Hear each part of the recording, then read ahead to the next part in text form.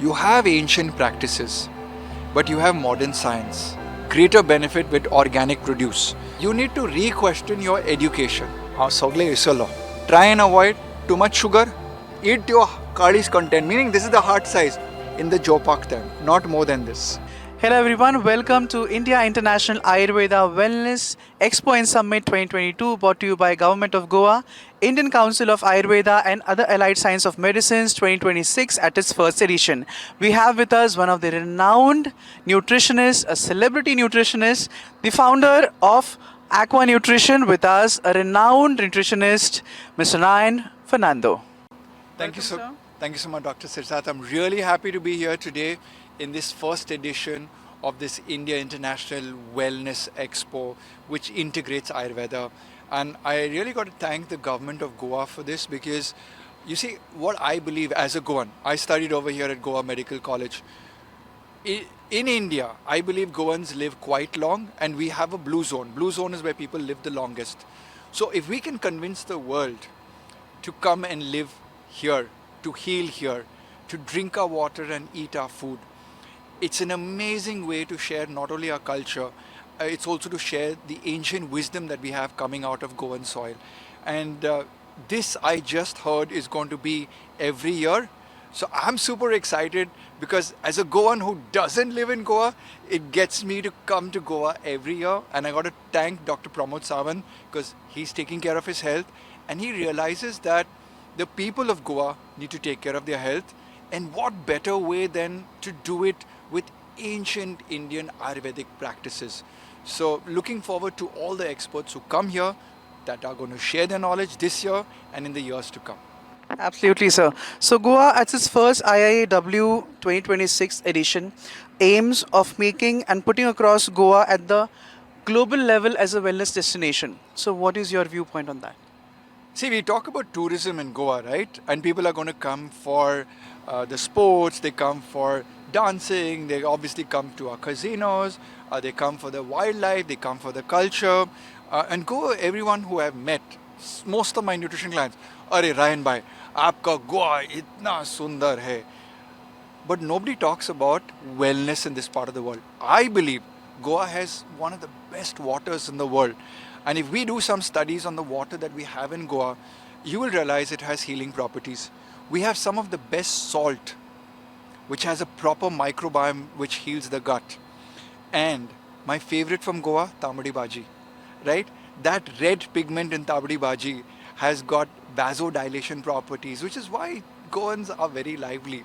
And we also love our afternoon sleep, which I still do today. So, talking about sleep, Goa is one place where when people come and they say to me, we really sleep well. So I think it's got something to do with the water and the iron ore in our soil that is there, which is a magnetic field which magnetizes people. So let's take traditional practices, let's take integrative medicine and make Goa a wellness hub. So people from across the world can come in and say, you know what, I went to Goa and I healed. So, what, according to you, are the top three dietary habits that are damaging the health of an individual to lead a long term healthy life? So the first thing is, I think we are eating too much as a human race. There's abundant availability of processed foods, and these foods are being designed by companies that are forcing you to get a dopamine release from your taste buds, and that's the bad thing. Because now you are eating food like a addict. And when you eat out of addiction, you have no control over your portion, your calories, or the nutritive element. So this is the first challenge. How do you eat lesser? The second challenge is organic. I'm hoping that we can convince all our farmers to grow organic. I'm hoping to convince people that there is a difference and you will get greater benefit with organic produce. The third thing that I would recommend to people is that in Goa, we have beautiful weather and the oxygen is so pure over here, less pollution, AQI is lower than anywhere else in India. This is what I've been given to understand. I'm standing out here in Goa and it's pretty nice. Breathe more, exercise more, We've got the triathlon again supported by the government of Goa. It's a great way for people who come to this part of the world and experience our Goan hospitality. And after all, we Goans are lovable people. Why don't we share this with everybody else in the world? Absolutely, sir. So the next question to you: we can traditional Indian wisdom and evidence-based nutrition coexist without contradiction? Absolutely. I mean, we are evolving as man, right? So you might say to me, no, no, no, Mr. Fernando, don't wear shoes. Our ancient ancestors wore nothing. But now we're coming out with this information that grounding is good, where you touch your feet to the grass and bare soil. So, what do I take away from that? You have ancient practices, but you have modern science. Goa will be about blending these two together. And with somebody like our Chief Minister, Dr. Pramod Samant, who himself is in a practitioner of the natural sciences. In fact, when we did his diet plan and his nutrition testing, he said to me, you tell me what I need to do. I need to stay fit because the demands of office are there. Now, when we have a leader like that, obviously he's going to give direction. And it's not about ancient wisdom or current modern practices. It's about recognizing that there is a problem. The problem is there is too much of non-communicable diseases, diabetes, hypertension, lifestyle. I'm given to understand that the ratio of people in Goa have higher incidences of diabetes and hypertension. Why? We're becoming more couch potato. We've got 2 vehicles per house. So people are not exercising. So it's the job responsibility of the Ayurveda, of the yoga, of the alternate medicines, and even the English medicine doctors to convince people that we need people to change the way they eat. Absolutely, sir. So the next question is about lifestyle. So lifestyle disorders and preventive health. India is facing a major rise in diabetes, hypertension, obesity, hormonal imbalance.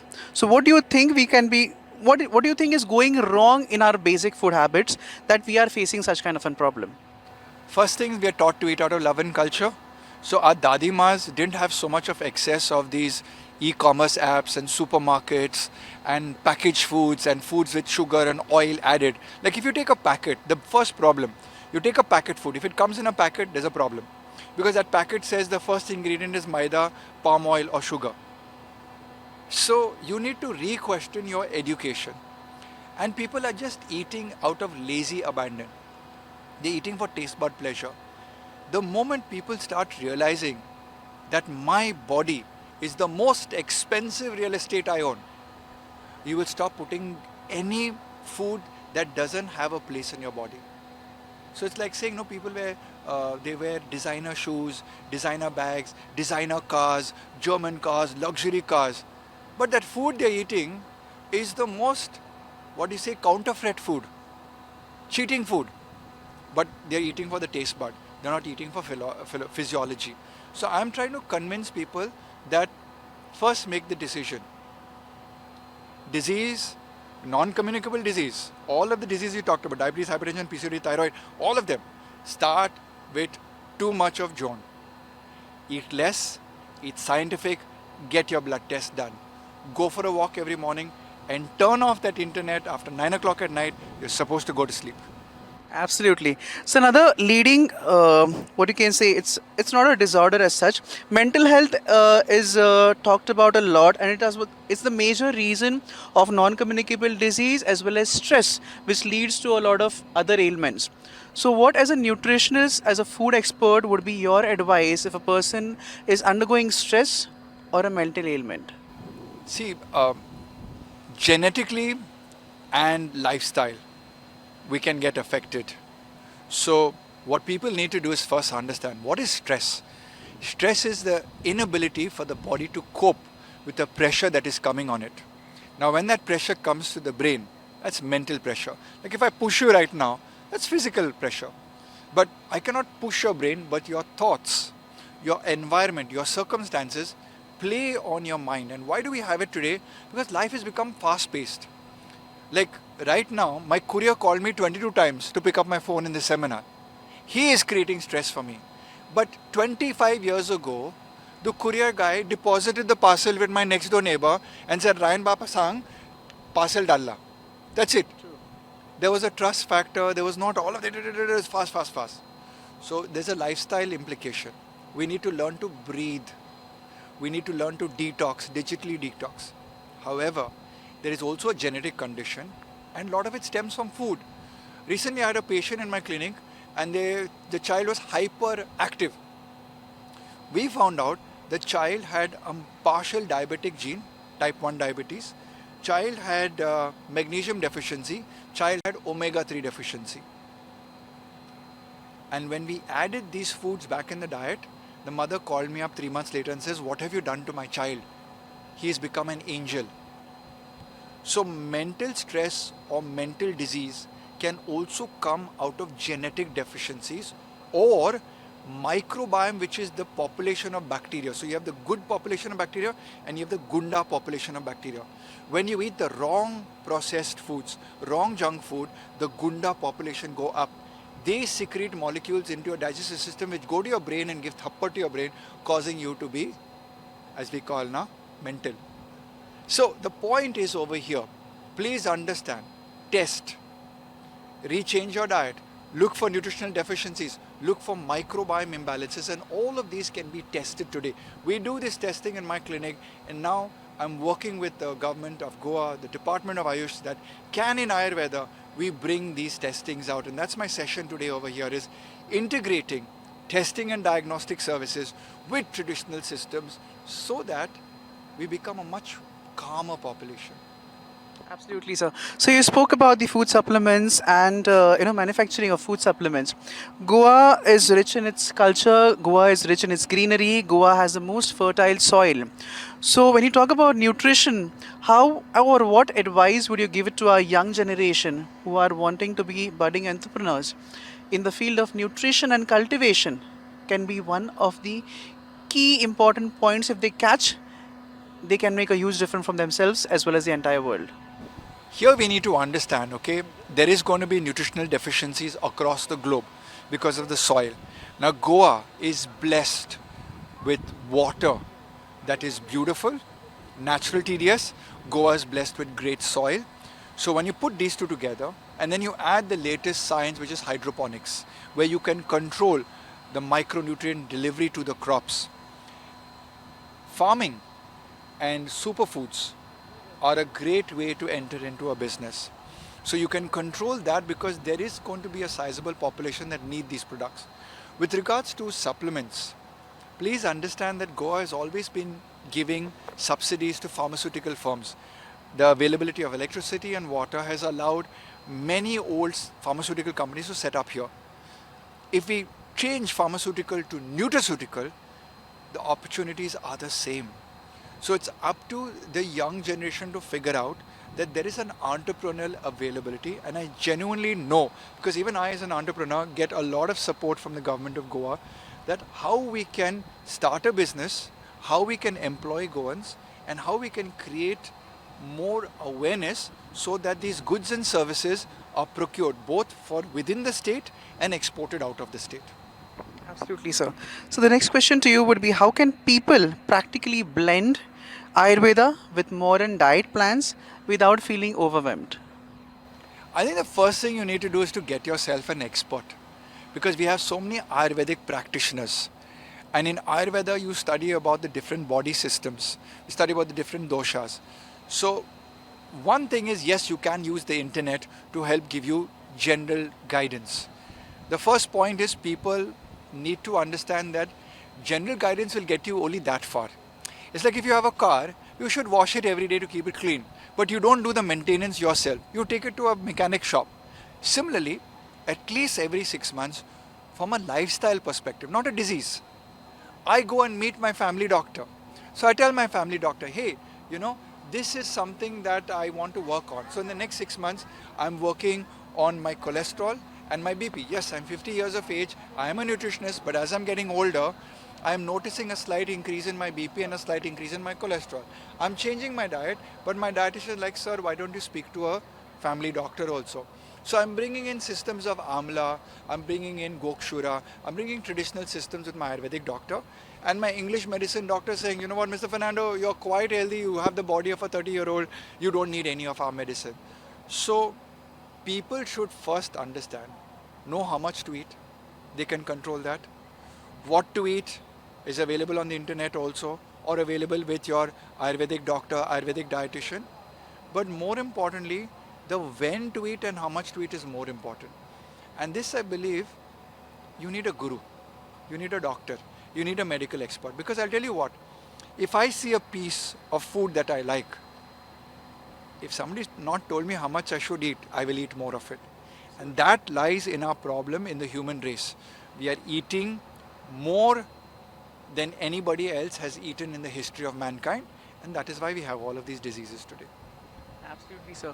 So it's actually an honor and a pleasure to have you at the IIAW 2026. You have been witnessing the new change which is happening in the state of Goa with regards to Ayurveda and other allied sciences with the functioning and the start with IIAW 2026. So, what would be your advice for the budding entrepreneurs and the graduates of Ayurveda and also the other allied sciences? What's the future I think in the world?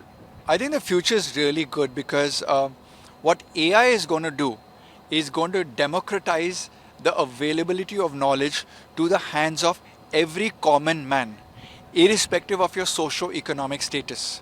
So awareness is the first function of good health. Earlier it was that people were poor, had no access to information, therefore could not do behavioral modification. So my advice to entrepreneurs and students is don't fret that you will not get a job or is there a job potential. We have to create human relationships. So if I am a graduate today, I will make friends with 1000 people and I will ask these 1000 people, will you be my customer for life?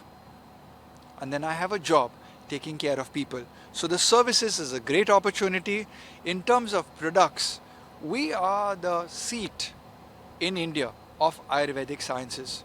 Not only the 1.3 billion are our customers, the whole world are our customers. What is stopping India from leveraging technology, leveraging ancient wisdom, leveraging people that are very smart? After all the top Indians run some of the big companies in the world. And with government today, under the leadership of Prime Minister Modi and Dr. Samant here in Goa, I think what we just need right now is a little bit more of patience and a lot of investment of our attitude to be a healthier nation. Sir तुमीच गोवन जावन आसा तुमचे roots गोंयान आसात सो तुमच्या Goan audience जे आयज आमकां पळयता तांकां तुमी कितें एडवायस दिवपाक शकतात So Dr. Sirsat, हांव सगळें विसरलो. Okay, I've been living out of Goa for so long, I've forgotten my Konkani. But in Bangalore, where I'm driving car, that fellow cuts me, no, I will give him Konkani bad words. But for you out there, the plate asa na, teka pong jai. Try and avoid too much sugar, too much oil. तेल मातशें कम कर आनी ते कितें आसा rice शीत heart. Eat your heart's content. What do you say for heart in Konkani? Kadis. Eat your kadis content, meaning this is the heart size. Only this much of rice in the jopak time, not more than this. Thank you so much, sir. So, they are Ryan Fernando, sir, a renowned nutritionist, author, as well as owner of Aqua Nutrition with us. हांच्यानी आमकां खूब कितें knowledge आज दिल्या सो मागता आमच्या गोंयकारां कडेन आनी आमच्या भारतीयां कडेन की तांच्यांनी आपलो हो लायफस्टायल चेंज करचो आनी एक न्यूट्रिशनल एस्पेक्ट जॉईन करून सगळे व्याधी आनी दुयेंसांक पयर करचे. Thank you so much, sir. खूब धन्यवाद.